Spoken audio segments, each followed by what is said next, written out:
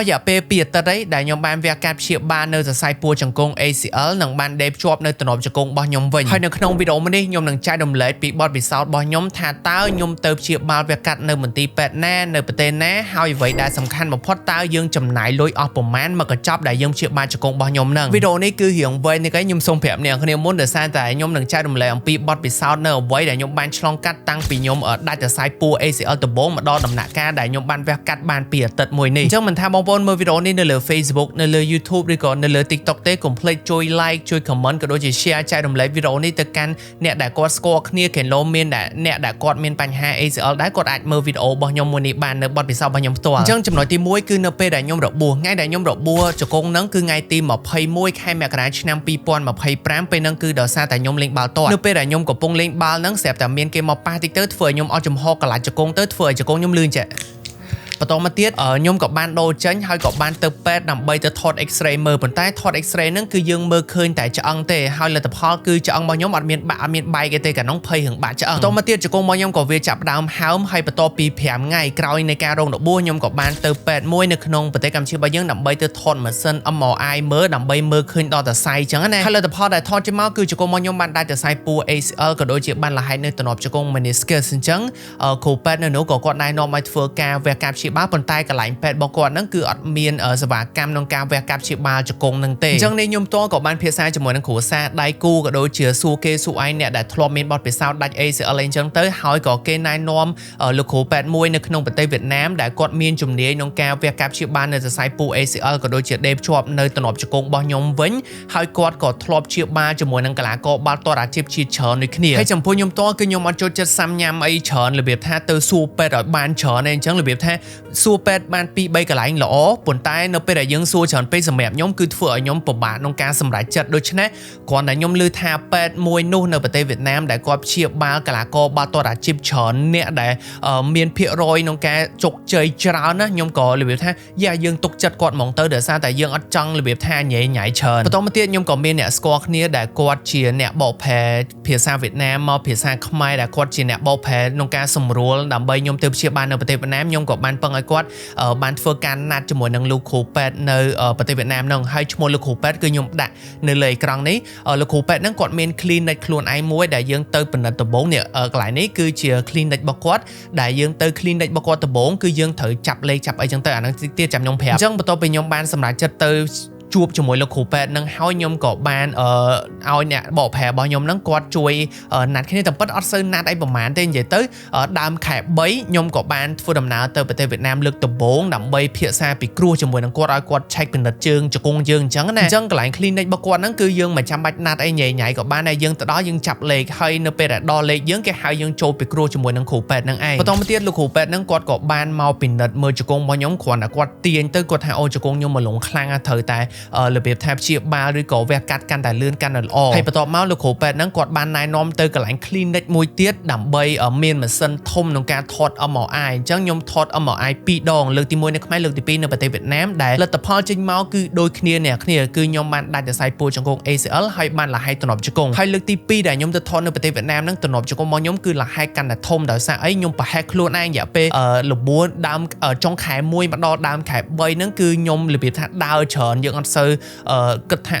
គេលោដើរច្រើនទៅវាលះយើងអត់បានគិតអាកន្លែងផលវិបាកផលលំបាកហ្នឹងណានៅពេលដែលយើងទៅប្រទេសវៀតណាមហើយយើងថតម្ដងទៀតបានដឹងថាទំនាប់ជង្គង់របស់យើងវាលះហែកកាន់តែធំកាន់តែពិបាកក្នុងការព្យាបាលអញ្ចឹងបន្ទាប់ពីលោកគ្រូពេទ្យគាត់បានឃើញលទ្ធផល MRI ហ្នឹងហើយគាត់ថាជង្គង់នេះគឺត្រូវតែវះកាត់កាន់តែលឿនកាន់តែល្អដើម្បីការពារកុំឲ្យទំនាប់ជង្គង់លះហែកកាន់តែខ្លាំងដែលគាត់ដេបជាប់វិញបានហើយត្រូវតែដូរទំនាប់ជង្គង់ខ្ញុំអត់ដឹងថាដំណាក់កាល process ដូរទំនាប់ជង្គង់ហ្នឹងមិនទេប៉ុន្តែស្ដាប់មកគឺស្រាវខ្លាំងមែនតើខ្ញុំក៏បានភាសាមួយនេះដើម្បីរបៀបថា clear ការងាររយៈពេលព្រោះខ្ញុំណាត់គាត់2អាទិត្យក្រោយដើម្បីទៅវះកាត់អញ្ចឹងដើមខែ3ខ្ញុំទៅពិនិត្យហើយថ្ងៃទី22ខ្ញុំបានទៅវះកាត់អញ្ចឹងយើងឲ្យអ្នកបោប្រែណាត់គ្នាជាមួយនឹងលោកគ្រូពេទ្យឲ្យច្បាស់លាស់អីចឹងទៅឲ្យគាត់សុំលេខទូរស័ព្ទគ្នាតាក់ទងគ្នាដើម្បីណាត់អញ្ចឹងទៅហើយខ្ញុំក៏បានណាត់គាត់ថ្ងៃទី22ខែ3ឆ្នាំ2025ប្រហែលជា2អាទិត្យមុននេះដើម្បីធ្វើការវះកាត់បន្តមកទៀតថ្ងៃទី21មុនវះកាត់មួយថ្ងៃគឺខ្ញុំធ្វើដំ ណើជាឡានក្រុងទៅប្រទេសវៀតណាមដើម្បីទី1គឺយើងដើម្បីកុំឲ្យវាហេហក់ដើម្បីឲ្យយើងបានសម្រាប់មុនវះកាត់មួយថ្ងៃហើយទៅនោះគឺនៅពេលដែលខ្ញុំទៅដល់ភ្លាមខ្ញុំទៅមន្ទីរពេទ្យធំទៀតនិយាយទៅចា process រៀងញ៉ៃញ៉ៃតិចលោកគ្រូពេទ្យហ្នឹងគាត់មាន clinic របស់គាត់មួយហើយកន្លែងដែលថតម៉ាស៊ីនគឺពេទ្យផ្សេងកន្លែងដែលវះកាត់គឺពេទ្យផ្សេងដែលជាពេទ្យធំអញ្ចឹងណាអញ្ចឹងខ្ញុំមិនដឹងថា process គាត់មិនដែរប៉ុន្តែយើងធ្វើតាមគាត់អញ្ចឹងទៅអញ្ចឹងបើសិនជាអ្នកគ្នាមានបញ្ហាដូចខ្ញុំឲ្យទៅដូចខ្ញុំដែរគឺឲ្យអ្នកបកប្រែគាត់ចាត់ចែងទៅគាត់សួរនាំថាពេទ្យកន្លែងវះនៅណាកន្លែងពិនិត្យនៅណាគឺប្រាប់ឲ្យយើងជី Grab មើល Google Map ឬក៏អីផ្សេងៗគឺទៅដល់ទេអូខេអញ្ចឹងថ្ងៃទី21ខ្ញុំទៅដល់ហ្នឹងខ្ញុំក៏បានទៅមន្ទីរពេទ្យធំដែលកន្លែងពេទ្យដែលខ្ញុំវះកាត់ដើម្បីទៅឆែកមើលបន្ទប់ថាមិនបន្ទប់ស្អាតអត់ឬក៏យើងមានជំរឿអីគេខ្លះយើងទៅឆែកមើលប៉ុណ្ណឹងហើយយើងក៏ទៅចុះឈ្មោះទៀតដែរថាយើងឈ្មោះអីមកពីប្រទេសណាយើងលបួរកន្លែងណាវះកាត់អីគេហើយយើងយល់ព្រមនឹងការវះកាត់យើងបំពេញឯកសារអីផ្សេងអញ្ចឹងណានៅកន្លែងនេះខ្ញុំសូមបញ្ជាក់បងប្អូនថាអ្នកគ្នាគួរតែមានអ្នកកំដរទៅជាមួយយ៉ាងហោចណាស់ម្នាក់ដើម្បីឲ្យគាត់ជួយ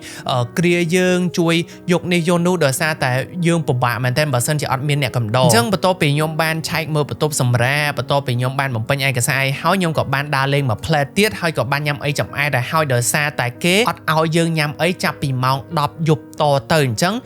គេណាត់ខ្ញុំវះប្រហែលជាម៉ោង6ទៅ7ព្រឹកថ្ងៃទី22ដូច្នេះម៉ោង10យប់ថ្ងៃទី21ដល់ពេលដែលយើងវះពេលព្រឹកថ្ងៃស្អែកហ្នឹងគឺគេអត់ឲ្យយើងញ៉ាំអីទេសូម្បីតែទឹកក៏អត់ឲ្យផឹកអីរបស់ញ៉ាំក៏អត់ឲ្យញ៉ាំដែរបន្តមកទៀតដងថ្ងៃវះថ្ងៃទី22ខ្ញុំនិយាយតាមត្រង់អារម្មណ៍ខ្ញុំពេលហ្នឹងគឺខ្ញុំអត់ភ័យទាល់តែសោះដោយសារអីអ្នកគ្នាដោយសារតែខ្ញុំបានត្រៀមចិត្តជាយូរណាស់មកហើយថាចង្គង់របស់ខ្ញុំហ្នឹងគឺត្រូវតែវះកាត់ណាមួយខ្ញុំនៅក្មេងខ្ញុំនៅចង់លេងកីឡាខ្ញុំចង់នៅ active អីផ្សេងបើសិនជាអត់ព្យាបាលទេគឺចង្គង់របស់ខ្ញុំធ្វើអាហ្នឹងអត់កើតអញ្ចឹងខ្ញុំបានត្រៀមចិត្តជាយូរណាស់មកហើយប៉ុន្តែអ្នកដែលភ័យណាគឺនាតគាត់ទៅកំដរខ្ញុំគឺគាត់មានអារម្មណ៍ថាភ័យគាត់គេងអត់លូគាត់អីផ្សេងប៉ុន្តែខ្ញុំនេះគឺ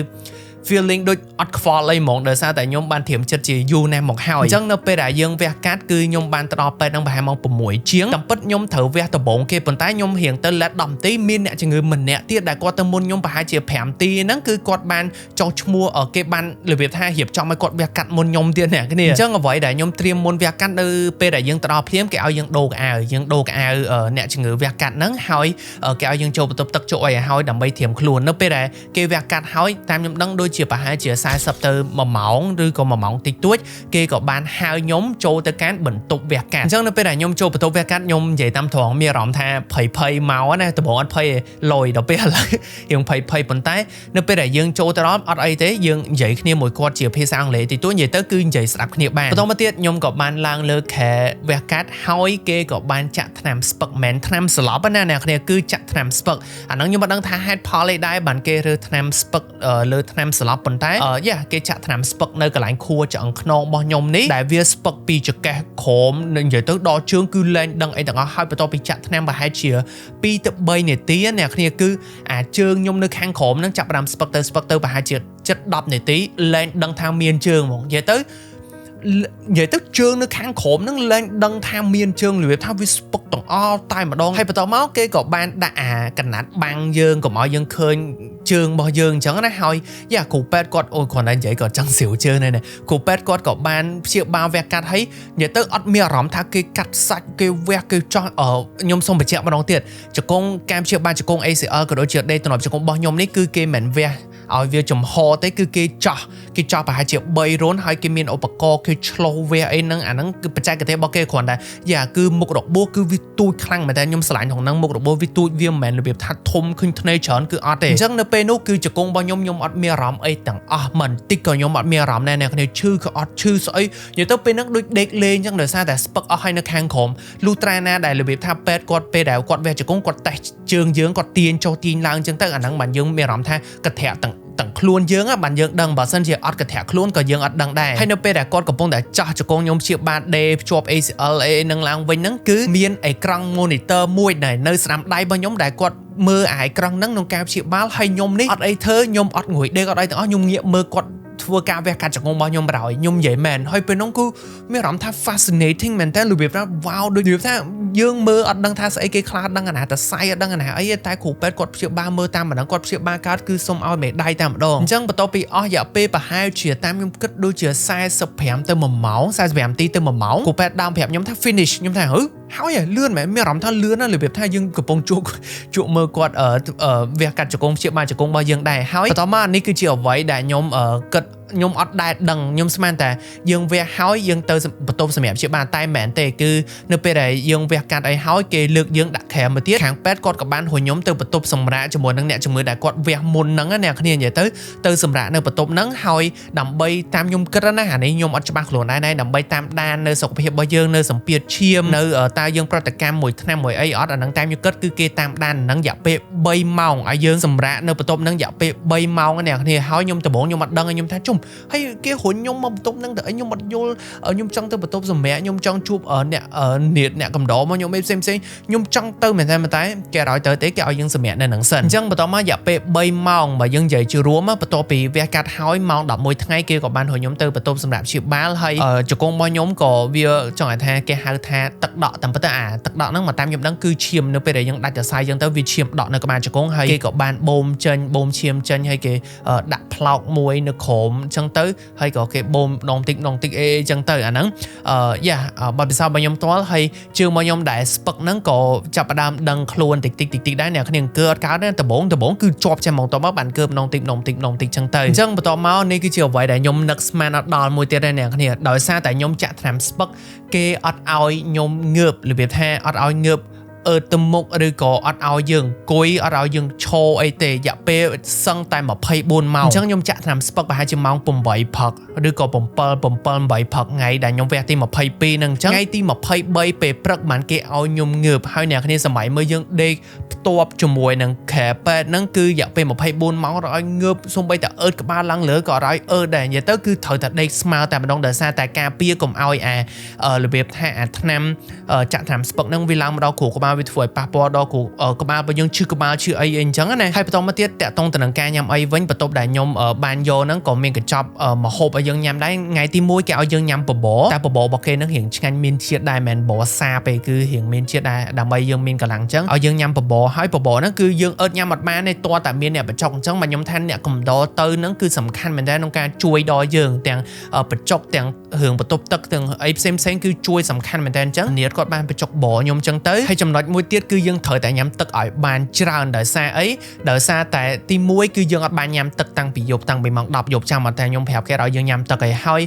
យទី2គឺដើម្បីឲ្យយើងបត់ចង្ទុយឬក៏យើងនោមចេញក្រៅដើម្បីឲ្យអស់អាជាតិថ្នាំស្ពឹកនៅក្នុងខ្លួនរបស់យើងឲ្យវាចេញឲ្យអស់អញ្ចឹងណាអញ្ចឹងបើសិនជាអ្នកគ្នាអត់បាននោមទេអាថ្ងៃដែលវះហ្នឹងគឺគេនឹងសុងហើយខ្ញុំមិនចង់និយាយច្រើនទេអ្នកដែលដឹងថាសុងហ្នឹងមិនគឺវាឈឺចាប់ប៉ុណ្ណាអ្នកគ្នាអញ្ចឹងដំបូងខ្ញុំផឹកទឹកអស់មួយដបអត់នោមហើយខ្ញុំឲ្យនាងទៅទិញទឹករ៉ែទឹកដែលមានប៉ៃហាដើម្បីយកមកផឹកឲ្យគ្រាន់តែផឹកអស់មួយដបភ្លាមគឺនោមតែម្ដងហើយគ្រាន់តែលឺពេទ្យថាសុងខ្ញុំនោមរោអ្នកគ្នាហើយនោមហ្នឹងគឺដូចប្រាប់មុនហ្នឹងអញ្ចឹងគឺអត់ឲ្យងើបឡើងលើណាអត់ឲ្យងើបឡើងលើអត់ឲ្យដើរទៅបន្ទប់ទឹកអីទាំងយើងត្រូវតែដេករៀបហ្នឹងហើយយើងត្រូវតែផ្អៀងខ្លួនគេមានជាមួយនឹងអាកណ្ដុងនោមមកគេហ្នឹងបោះពេទ្យហ្នឹងគឺយើងត្រូវនោមហើយយើងត្រូវភួយនោមអីចឹងទៅនិយាយទៅពេលដែលខ្ញុំគិតថារឿងវះសម្រាប់ខ្ញុំគិតថាវេទនាពេលវះប៉ុន្តែអ្វីដែលវេទនាឲ្យពិបាកបំផុតហើយឈឺចាប់បំផុតគឺក្រោយវះហ្នឹងហ្មងទី1ឈឺកន្លែងមុខលបួរវាចាប់ផ្ដើមឈឺវិញទី2របស់កប៉ិកប៉ុកដែលយើងតែងតែធ្វើខ្លួនឯងបានគឺយើងធ្វើខ្លួនឯងឡើងបានហើយគឺត្រូវតែមានអ្នកជួយទាំងអស់បាទអញ្ចឹងថ្ងៃទី1គឺអញ្ចឹងឯងក្រៅពីផឹកទឹកញ៉ាំបបរនោមគេងផឹកទឹកឲ្យច្រើននោមផឹកទឹកនិយាយទៅគឺផឹកទឹកឲ្យច្រើននោមឲ្យច្រើនបានកាន់តែល្អហើយពេទ្យដល់ម៉ោងគេទៅគេមកចាក់ថ្នាំអាដៃខ្ញុំនេះគឺគេមានរបៀបថាគេដោតបញ្ចូលទៅខ្សែឈាមរបស់យើងដើម្បីបញ្ចូលថ្នាំអីអញ្ចឹងណាអញ្ចឹងរាល់ថ្ងៃគេមកចាក់ថ្នាំគេអីមកឲ្យយើងហើយបន្ទាប់មកអ្វីដែលខ្ញុំសប្បាយចិត្តបំផុតគឺអ្នកគ្នាចាំថាគេឲ្យខ្ញុំដេកជាប់រយៈពេល24ម៉ោងហ្នឹងហើយការគេងរបស់ខ្ញុំហ្នឹងណាពេលយប់គឺខ្ញុំគេងប្រហែលជាម៉ោង8យប់ម៉ោង8 9ខ្ញុំរៀងស្ងប់គេងនៅម៉ោង2 10ដឹងខ្លួនដេកលេងលក់ប្រហែលតាំងពីម៉ោង12ហ្នឹងរហូតដល់ម៉ោង6 7ព្រឹកគឺខ្ញុំអត់បានដេកទេដេកចុចទូរស័ព្ទបិទភ្នែកផ្លេតដេកអត់លក់ចុចទូរស័ព្ទទៀតហើយគ្រាន់តែម៉ោង7 8ព្រឹកភ្លាមពេទ្យចូលមកខ្ញុំសួរពេទ្យ can I wake up like យើងអាចងើបបានអត់គាត់ថាអូខេងើបបានខ្ញុំងើបឡើងតែម្ដងអ្នកគ្នាហើយងើបហ្នឹងក៏មិនមែនងើបលឿនណាយើងងើបម្ដងតិចប៉ុន្តែអ្នកគ្នាសម័យខ្ញុំចុកចកេះខ្ញុំស្អុះខ្នងស្អុះស្អាប់ខ្នងអូនិយាយទៅអារម្មណ៍ពេលហ្នឹងគឺធូរស្បើយខ្លាំងមែនតើហើយបន្តមកទៀតគេយកមកហូបឲ្យយើងញ៉ាំហើយមកហូបគឺសម្រាប់ពេទ្យខ្ញុំដែលគាត់ប្រាប់ឲ្យតមគឺមាន3 4ដូចជាសាច់មាន់សាច់ទាតាពាំង គ្រឿងស្រវឹងគឺគេឲ្យយើងញ៉ាំរយៈពេល2ខែបាទអញ្ចឹងតាំងពីវះមកដល់ឥឡូវនេះគឺខ្ញុំអត់ដែលបានញ៉ាំសាច់មាន់សាច់ទាអីទេញ៉ាំតែសាច់គោសាច់ជ្រូកតែពេលហ្នឹងក្រៅសួរតងថាគេឲ្យយើងតមិនដែរគ្រាន់តែសាច់មាន់សាច់ទាអីហ្នឹងគឺគេឲ្យយើងញ៉ាំទេអ្នកគ្នាបើគ្រឿងស្រវឹងខ្ញុំញ៉ាំតិចបំផុតអីអញ្ចឹងខ្ញុំអត់ខ្វល់រឿងគ្រឿងស្រវឹងខ្ញុំខ្វល់រឿងសាច់មាន់ខ្ញុំអត់បានញ៉ាំអញ្ចឹងខ្ញុំក៏បានគេងសម្រាប់នៅប្រទេសវៀតណាមអត់យូរទេអ្នកគ្នាគេឲ្យយើងគេងតែ2យប់ទេអញ្ចឹងយើងគេង2យប់ហើយនៅពេលដែលពេទ្យមកមើលជង្គង់យើងថាអូខេអាចគ្រាន់បើអាចទៅផ្ទះវិញបានក៏យើងរៀបចំបង្វិចរបស់យើងមកខ្មែរមកផ្ទះស្រួលខ្លាំងដេកនៅពេទ្យវេទនាមកផ្ទះយើងគឺដេកស្រួលមែនតើហើយនៅអំឡុងពេលនោះក៏ដូចជាឥឡូវនេះក៏ខ្ញុំនៅតែធ្វើដែរខាងគ្រូពេទ្យគេប្រាប់លំហាត់ប្រាណឲ្យយើងដើម្បីជួយពង្រឹងសាច់ដុំកផ្លូវក៏ដូចជាសាច់ដុំជង្គង់ក៏ដូចជាសាច់ដុំកពួនជើងរបស់យើងឲ្យដំណើរការឡើងវិញដោយសារតែនៅពេលដែលយើងដូរទៅខ្សែពួរជង្គង់ ACL មកតាមខ្ញុំដឹងគឺវាដូចផ្អាកដំណើរការអាសាច់ដុំផ្សេងនិយាយទៅគឺយើងលើកជើងអត់រួចទេតើមានអ្នកជួយលើកជួយអីដើម្បីឲ្យយើងចាប់ផ្ដើមដំណើរការសាច់ដុំរបស់យើងឡើងវិញហ្នឹងគឺយើងត្រូវតែធ្វើលំហាត់ប្រាណយើងត្រូវតែអាសាធ្វើលំហាត់ប្រាណមួយថ្ងៃ2ដងព្រឹកយប់ត្រូវធ្វើអញ្ចឹងណាឥឡូវនេះជើងរបស់ខ្ញុំគឺលើកបានរៀងច្រើនគ្រាន់បើជាងមុននៅពេលដែលខ្ញុំវះភ្លាមអ្នកគ្នាគឺខ្ញុំលើកជើងនឹងរួចទេហើយ2 3ថ្ងៃក្រោយវះក៏ខ្ញុំលើកជើងនឹងរួចដែរលូត្រាដែរដូចប្រហែលជាចិត្តមួយអាទិត្យបើខ្ញុំលើកជើងនឹងរួចហើយខ្ញុំសប្បាយចិត្តខ្លាំងមែនតើដោយសារតែភ័យស្មានតែជើងយើងលែងដំណើរការយើងភ័យដែរអញ្ចឹងប៉ុន្តែនៅពេលដែលយើងប្រឹងធ្វើ exercise លំហាត់ប្រាណនឹងឲ្យជាប់ប្រងថ្ងៃឲ្យទៀងទៅសាច់ដុំទាំងកពួនទាំងកផ្លូវទាំងជង្គង់ហ្នឹងគឺវាដំណើរការឡើងវិញហើយ best friend របស់ខ្ញុំគឺនៅនេះអានេះគឺ best friend របស់ខ្ញុំបាទឈើច្រត់និយាយទៅរៀនដើរឈើច្រត់រយៈពេល2អាទិត្យនេះគឺឡើងស៊ាំឲ្យឡើងស្ទាត់ហ្មងអ្នកគ្នាអញ្ចឹងយើងត្រូវការជឿច្រត់នេះហើយដើរដបងអ្នកគ្នាក៏ប្រយ័ត្នផងដែរហើយនៅពេលដែលយើងមកដល់ផ្ទះរបស់យើងវិញគឺគេឲ្យថ្នាំមកយើងញ៉ាំអញ្ចឹងយើងញ៉ាំថ្នាំឲ្យទៀងដូចជាថ្នាំហ្នឹងបាត់ការឈឺចាប់អីផ្សេងយើងញ៉ាំឲ្យទៀងយើងលំហាត់ប្រាណឲ្យទៀងយើងសម្រាប់ឲ្យបានច្រើនយើងជើងមកខ្ញុំនេះគឺគេអត់ឲ្យប៉ះដីទេមានន័យថាបាតជើងអត់ឲ្យប៉ះដីហ្នឹងរយៈពេល1ខែអញ្ចឹងរាល់ថ្ងៃនេះគឺខ្ញុំដើរជឿច្រត់តែផឹងតែជើងស្ដាំហើយជឿច្រត់របស់ខ្ញុំទេចំណែកឯជើងដែលរបួសហ្នឹងគឺអត់ឲ្យប៉ះដីប៉ះអត់អីទេដើម្បីថ្នមវាព្រោះយើងដេបជាប់នៅតំណប់ជង្គង់អញ្ចឹងយើងខ្លាចដើរសកត់ខ្លាំងពេកទៅវាលហែកវាអត់ទាន់ជាស្រួលបួលអញ្ចឹងណាហើយបន្តមកទៀតរយៈពេល1ខែមានន័យថាចុងខែ4នេះគ្រូពេទ្យគាត់ណាត់ទៅជួបគាត់វិញនៅប្រទេសវៀតណាមខ្ញុំនឹងទៅតាមគាត់ដើម្បីគាត់ពិនិត្យមើលជង្គង់របស់ខ្ញុំហើយដើម្បីឲ្យគាត់ clear ដើម្បីឲ្យគាត់បើកភ្លើងខៀវភ្លើងបេតុងឲ្យខ្ញុំដើម្បីឲ្យយើងអាចដើរដាក់ជើងនឹងស្មើដីឲ្យដើរម្ដងបន្តិចបានអាហ្នឹង hopefully បានអញ្ចឹងចុះចំណុចមួយទៀតខ្ញុំភ្លេចនិយាយប៉ុន្តែអ្នកគ្នាត្រូវតែស្អំតកឲ្យបានច្រើនដើម្បីការពារកុំឲ្យវាហើមនិយាយទៅពេលដែលខ្ញុំស្អំតកហ្នឹង2 3ម៉ោងខ្ញុំស្អំម្ដង2 3ម៉ោងខ្ញុំស្អំម្ដងហើយស្អំម្ដងមកខ្ញុំប្រហែលជា20នាទី15ទៅ20នាទីចូលមកដល់ដំណាក់កាលសំខាន់ថាតើខ្ញុំចំណាយអស់ប៉ុន្មានក្នុងការព្យាបាលក្នុងការពិគ្រោះមួយគ្រូពេទ្យក្នុងការធ្វើដំណើរគេងនៅពេទ្យអីផ្សេងវះកាត់ផ្សេងតែខ្ញុំចំណាយអស់ប្រមាណអានេះបើតាមខ្ញុំចាំខ្ញុំអត់ចាំទាំងអស់បើតាមខ្ញុំចាំថ្លៃដែលព្យាបាលវះកាត់ថ្លៃដែលគ្រូពេទ្យគាត់យកវះកាត់ព្យាបាលជង្គង់របស់ខ្ញុំហ្នឹងគឺ70លានដុងវាប្រហែលទៅនឹង$2,700ខ្ញុំគិតថាតម្លៃប៉ុណ្នេះគឺសមរម្យខ្លាំងមែនតើប៉ុន្តែបើយើងបូករួមសំជាមួយនឹងថ្នាំជាមួយនឹងថ្លៃសម្រាប់ព្យាបាលអីផ្សេងជាមួយនឹងថ្លៃធ្វើដំណើរទៅប្រទេសវៀតណាមទាំងការពិគ្រោះទាំងថ្លៃធ្វើដំណើរយើងទៅព្យាបាលទៅមកអីផ្សេងនិយាយទៅបើយើងបូកទាំងអស់ណាខ្ញុំណែនាំឲ្យអ្នកគ្នាត្រៀមកញ្ចប់ថវិកាប្រហែលជា$4,500ទៅ$5,000អាហ្នឹងគឺជាបទពិសោធន៍របស់ខ្ញុំផ្ទាល់អ្នកគ្នាអាចព្យាបាលនៅកន្លែងផ្សេងតម្លៃវាអាចខុសគ្នាប៉ុន្តែចំពោះខ្ញុំគឺខ្ញុំត្រៀម$5,000ដើម្បីយើងទាំងវះកាត់ទាំងសម្រាប់ព្យាបាលទាំងថ្លៃញ៉ាំអីទាំងថ្លៃធ្វើដំណើរគឺបូករួមសំទាំងអស់ហើយបន្ទាប់តែខ្ញុំគេហ្នឹងអាចថាស្អាតជាងគេមកពេទ្យហ្នឹងឯងដែលមួយយប់ដូចជា155ទៅ160អ្នកគ្នាអាចមានអាបន្ទប់ក្រោមហ្នឹងអាចថាខ្ទង់100អីក៏មានដែរប៉ុន្តែសម្រាប់ខ្ញុំយកអា VIP ហ្មងទៅដើម្បីឲ្យវាស្រួលយើងនៅម្នាក់ឯង private ហើយមានបន្ទប់ទឹកស្អាតមានអីផ្សេងអញ្ចឹងណាអញ្ចឹងខ្ញុំគេង2យប់វាប្រហែលជា300ដែរហើយនៅtrongវីដេអូនេះខ្ញុំសូមបញ្ជាក់ថានេះគ្រាន់តែជាបទពិសោធន៍របស់ខ្ញុំផ្ទាល់បើសិនជាអ្នកគ្នាមានបញ្ហាដូចខ្ញុំបែបនេះដែរគឺគួរតែទៅពិនិត្យព្យាបាលនៅមន្ទីរពេទ្យដើម្បីពិគ្រោះជាមួយនឹងគ្រូពេទ្យឲ្យបានត្រឹមត្រូវថាគាត់ផ្ដល់យោបល់ឲ្យយើងព្យាបាលឬក៏មិនយ៉ាងណាព្រោះអីអ្នកគ្នាមិនប្រកាសថាត្រូវតែធ្វើដូចខ្ញុំ100%ទេអានេះគឺជាបទពិសោធន៍របស់ខ្ញុំផ្ទាល់ហើយមនុស្ស ម្នាក់គឺយើងតែងតែមាន